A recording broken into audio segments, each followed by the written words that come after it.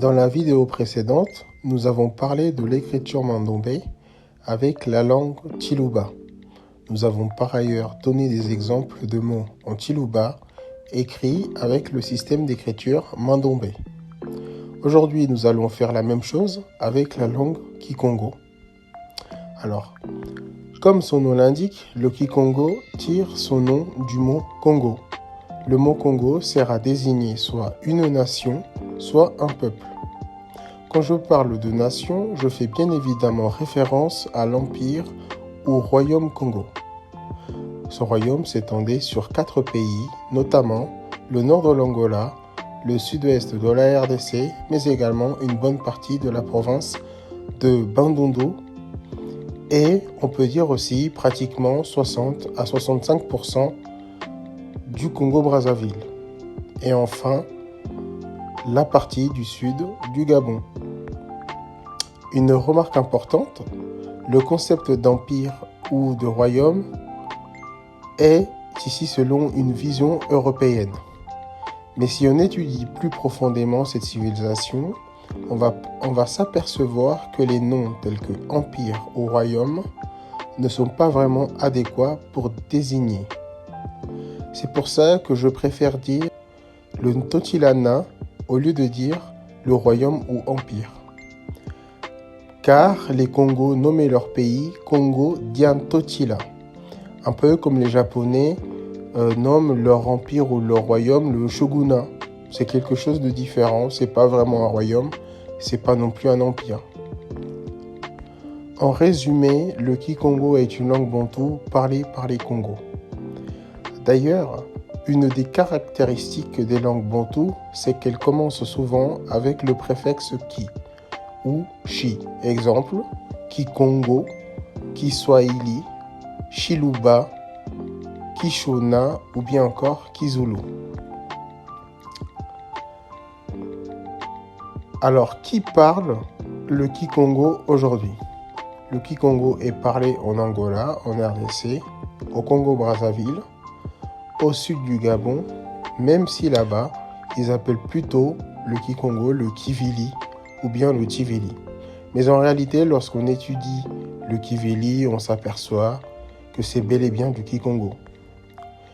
Pour renforcer mes propos, je vous prends des exemples de mots en Kivili et je compare avec le Kikongo.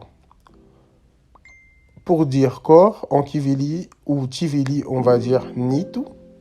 En Kikongo, on dit également Nitu. Pour dire la tête, en Tivili, on dit Ntu. Et c'est la même chose en Kikongo, on dit également Ntu. Pour dire cœur, en Tivili, on dit Ntima. Et en Kikongo, c'est bel et bien la même chose, on dit Ntima. Comme vous l'avez compris, le but de cette série de vidéos est de mettre en rapport l'écriture mandombé avec les langues bantoues. C'est ce qu'on va faire avec le Kikongo. Voici donc les exemples des mots en Kikongo que l'on va écrire avec le mandombé. Ces mots sont peu communs dans le langage courant Congo car ils font partie du vocabulaire scientifique. Commençons. Pour dire en Kikongo le savoir ou le mot connaître, on dit Zaya ou bien Kuzaya. Pour dire la science, on dit Mazayu. On voit bien que le mot science et le mot savoir ou connaître ont quelque chose en commun, car ils ont la même racine, à savoir la racine Zaya.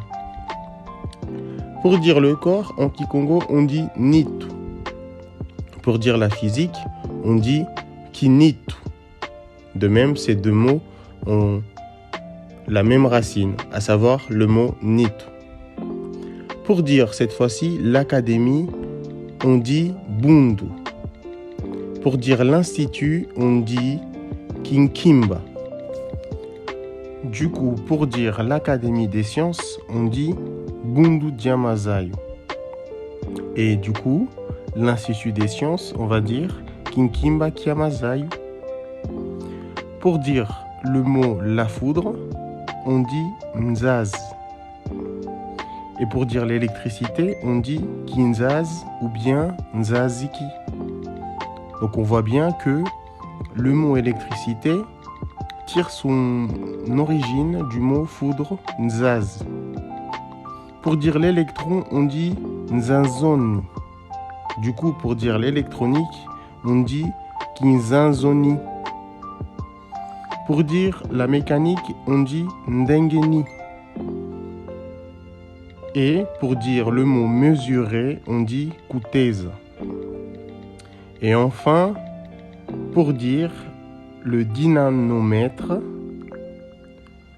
on dit ngolo tezi. Qu'est-ce que c'est que le dynanomètre? C'est juste un appareil qui permet de mesurer une force. Et donc c'est la même logique en Kikongo. Lorsqu'on dit ngolo, on dit la force. Et lorsqu'on dit thèse, on parle de mesure. Donc le dynanomètre, on le dit ngolon thèse. Ce vocabulaire ou cette manière de dire les mots scientifiquement en Kikongo a été proposé par le défunt Nemwana Ntsemi. J'ai regroupé l'ensemble de vocabulaire qu'il a proposé dans un classeur car j'ai trouvé son travail très brillant.